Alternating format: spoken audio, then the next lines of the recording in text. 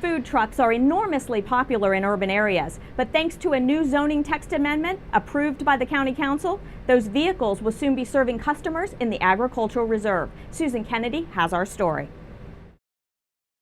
If you take a trip to one of the county's many farms in the Ag Reserve in the future, you might not need to pack a picnic. That's because a new measure will amend zoning to allow food trucks to operate in the county's designated areas for agricultural uses. Councilmember Hans Remer sponsored the ZTA.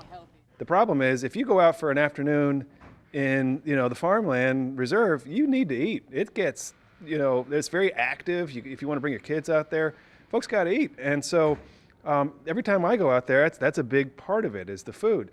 Well, it's really hard to run that side of the business. So if you can bring in food trucks, then suddenly you can offer really, distinctive dining opportunities and do it in a way that's just very manageable for the farmers.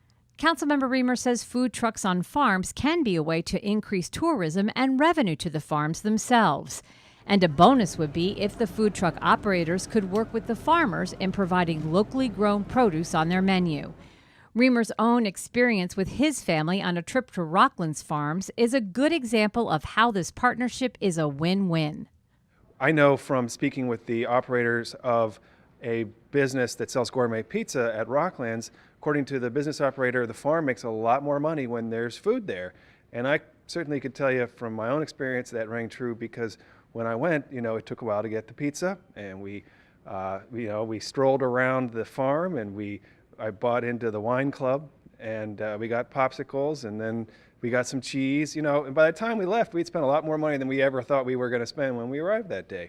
But it was great. It was a really memorable experience. The family had an awesome time. In Rockville, I'm Susan Kennedy for County Report This Week.